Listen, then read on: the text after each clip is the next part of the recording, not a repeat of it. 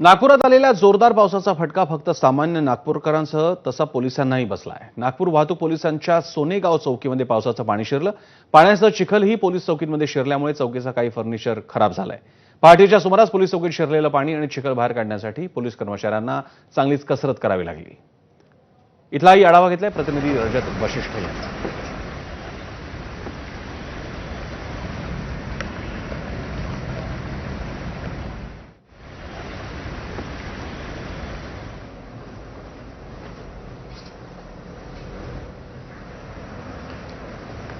नागपूरमध्ये सुद्धा वस्तुतः विदर्भ किंवा नागपूर हा भाग प्रचंड मुसळधार पावसासाठी ओळखला जात नसे, मात्र गेल्या काही वर्षांपासून आता तिथेही जोरदार पाऊस व्हायला लागलेला आहे। काही वर्षांपूर्वी विधिमंडळाच्या अधिवेशनाच्या काळात कसा पाऊस पडला होता याचीही आठवण ताजी आहे। त्यामुळे आता सुद्धा या पावसानं नागपूरकरांना पुन्हा एकदा नागरी जीवन काहीसं विस्कळीत झालं। पोलीस स्टेशनला सुद्धा याचा फटका बसला।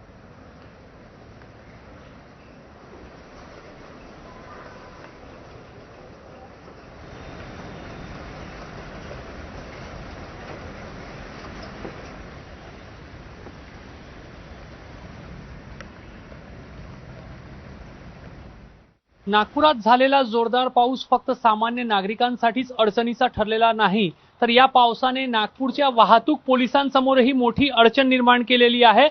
सध्या आम्ही नागपूरच्या सोनेगाव वाहतूक पोलिसांच्या चौकीमध्ये आहोत आणि तुम्ही या ठिकाणी पाहू शकता की सकाळच्या सुमारास चौकीच्या आतमध्ये मोठ्या प्रमाणावर पाणी जो आहे तो शिरलेला होता। जवळपास 4 ते 5 इंच पाणी जो आहे तो या चौकीच्या प्रत्येक खोलीमध्ये शिरला होता आणि त्यामुळे सध्या पाणी जो आहे तो कर्मचाऱ्यांनी महत् प्रयत्न करून बाहेर काढलेला आहे। मात्र पाण्यासोबत आलेला जो चिखल आहे तो अजूनही या पोलीस चौकीमध्ये आपल्याला पाहायला मिळतंय।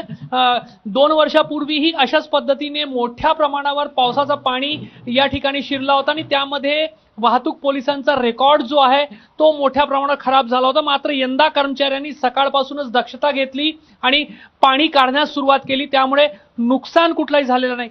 दरवर्षी पाणी शिरते अशा पद्धतीने दरवर्षी फिरतो। मागच्या वर्षी कॉम्प्युटर वगैरे पूर्ण खराब झाले होते, म्हणजे कमीत कमी 3 फूट 4 फूट पाणी ऑफिसमध्ये होता।